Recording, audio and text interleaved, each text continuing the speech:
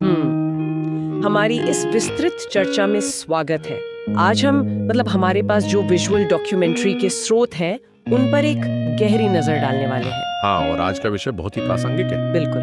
हमने उन सोर्सेज में एक बड़ा ही दिलचस्प दृश्य देखा है। शुरुआत में ही एक पेट्रोल पंप का डिजिटल बोर्ड दिखता है जहाँ नंबर तेजी से भाग रहे हैं।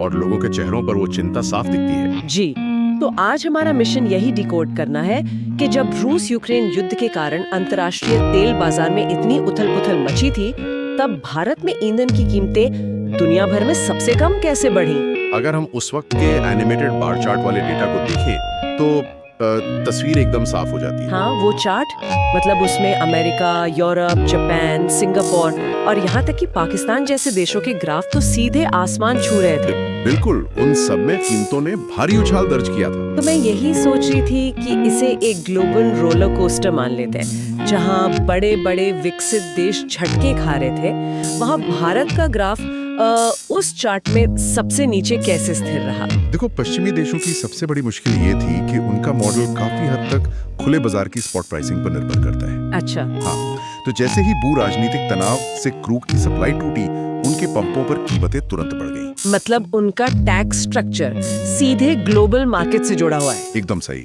लेकिन हमारे स्रोतों के मुताबिक भारत ने एक अलग ही रणनीति अपनाई, जो मुख्य रूप से 3 स्तंभों पर टिकी थी। हाँ। रूस से सस्ते तेल का आयात, भारी टैक्स सुराहत और सरकारी नियंत्रण। जी, दृश्यों में भी दिखाया गया है कि कैसे सरकारी बैठकों के बाद आम जनता जैसे ट्रैक्टर चलाते किसान और दौड़ते ट्रकों को राहत मिली। पर एक मिनट रुको, यहाँ मुझे एक बात पूछनी है। हाँ, बताइए। स्रोत में जिस तरह से सुचारू ट्रैफिक और राहत दिखाई गई है, उसे देखकर एक सवाल उठता है, क्या सिर्फ रूस से सस्ता तेल मंगाना ही गेम चेंजर था? क्योंकि शिपमेंट आने में तो महीनों लगते हैं ना। तो क्या देश के अंदर जो टैक्स नियंत्रण लागू किया गया उसने असली शॉक अब्जॉर्बर का काम किया? बहुत सही पॉइंट पकड़ा आपने। सस्ते रूसी क्रूड का आयात एक लंबी प्रक्रिया थी और उसका फायदा थोड़ा बाद में मिला। तो तुरंत राहत कैसे मिली?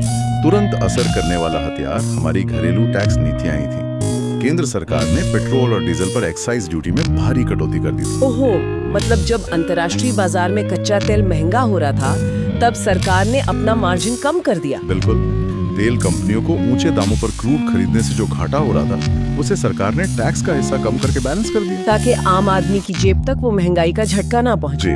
ग्लोबल झटके को बॉर्डर पे रोक लिया गया और इसमें भारतीय रिफाइनरियों का भी बहुत बड़ा रोल था। वो यूराल क्रूड वाली बात ना, जो भारत रूस से मंगा रहा था। हाँ, जिसे रिफाइन करना आसान नहीं होता है, वो काफी भारी और खारा होता है। लेकिन पश्चिमी देशों के प्रतिबंधों के कारण वो अंतर्राष्ट्रीय बाजार में